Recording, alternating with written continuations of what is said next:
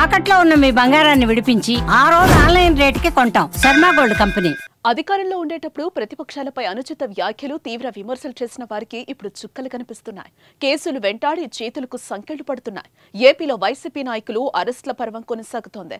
ఒకవైపు వంశీ కేసు నడుస్తూ politics hot గా కొనసాగుతున్న వేళ నటుడు పోసాని కృష్ణమురళి అరెస్టు కావడం ఇప్పుడు సంచలనం సృష్టిస్తోంది.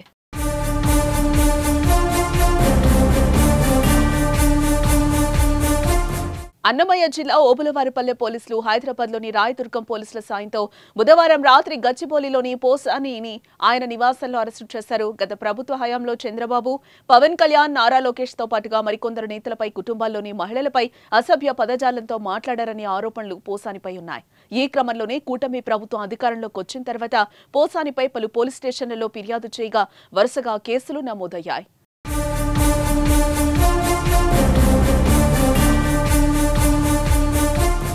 పోసాని కృష్ణమురళిపై అన్నమయ్య జిల్లా ఓబులవారిపల్లి పోలీస్ స్టేషన్లో జనసేన పార్టీ రాయలసీమ కన్వీనర్ జోగినేని మణి ఫిర్యాదు చేశారు. సినీ పరిశ్రమలో వర్గ విభేదాలు తలెత్తేలా డిప్యూటీ సీఎం పవన్ కళ్యాణ్ పై పోసాని అనుచిత వ్యాఖ్యలు చేశారంటూ 2 రోజుల క్రితం ఆయన పోలీసులను ఆశ్రయించగా కేసు నమోదు చేశారు. వర్గాల మధ్య విభేదాలు రెచ్చగొట్టడం, తప్పుడు సమాచారాన్ని వ్యాప్తి చేయడం వంటి అభియోగాలపై పోసానిపై కేసు నమోదైంది. బిఎన్ఎస్ లోని 196, 353/2, 111 రెడ్ విత్ 3/5 సెక్షన్ను చేర్చి ఆయన అరెస్టు చేశారు. అలాగే సమ్మేపల్లి పోలీస్ స్టేషన్లో కూడా పోసానిపై మరో కేసు నమోదైనట్లుగా సమాచారం. వీటితో రాష్ట్ర వ్యాప్తంగా పోసాని కృష్ణమురళిపై కేసులు నమోదయ్యాయి.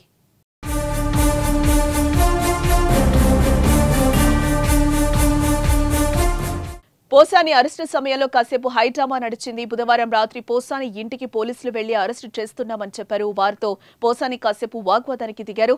మీరెవరో నాకు తెలీదు, నేను మీతో ఎందుకు రావాలి అంటూ ప్రశ్నించారు. నాకు ఆరోగ్యం సరిగా లేదు, ఆసుపత్రిలో ట్రీట్మెంట్ చేయించుకోవాలి, నోటీసులు ఇస్తే కాస్త కోలుకున్న తర్వాత పోలీసులు విచారణకి వస్తాను అన్నారు. మేము చట్ట ప్రకారమే అరెస్టు చేయడానికి వచ్చాం, సహకరించండి అని పోలీసులు కూడా పోసానిని కోరారు. అప్పుడు మీరు మా ఇంట్లోకి ఎలా వస్తారు అని పోసాని ప్రశ్నించారు. మేము అరెస్టు చేయాలంటే ఎక్కడికైనా వస్తామంటూ పోలీసులు చెప్పారు. ఈ క్రమంలో పోలీసులు పోసాని మధ్య వాగ్వాదం జరిగింది. కొద్దిసేపు అరెస్టు చేస్తున్నట్లు పోలీసులు నోటీసులు ఇస్తూ ఉండగా పోసాని తీసుకోలేదు. ఆ తర్వాత పోసానిని అరెస్టు చేస్తున్నామని చెప్పి ఆయన భార్యకు నోటీసులు ఇవ్వబోయారు. అయితే ఆ నోటీసులపై సంతకం పెట్టొద్దని పోసాని భార్యతో అన్నారు. అయితే చివరికి నోటీసు ఇచ్చి ఆయన అరెస్టు చేసి అన్నమయ్య జిల్లాకు తీసుకెళ్లారు.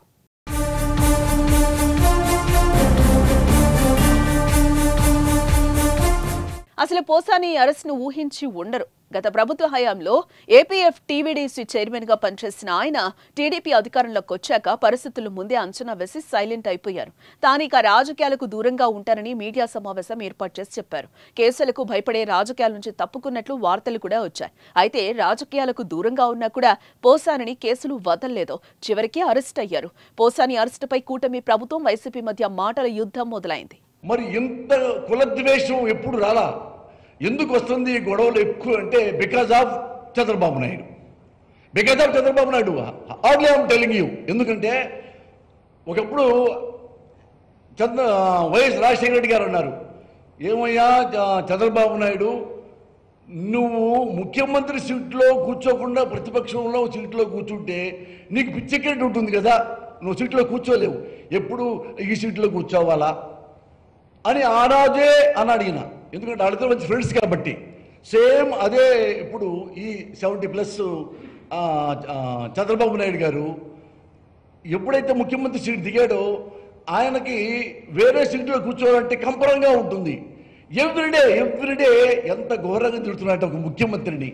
రీజన్లెస్, పాయింట్లెస్, ట్రూత్లెస్, కౌంట్లెస్, మోరల్లెస్, ఎథిక్లెస్.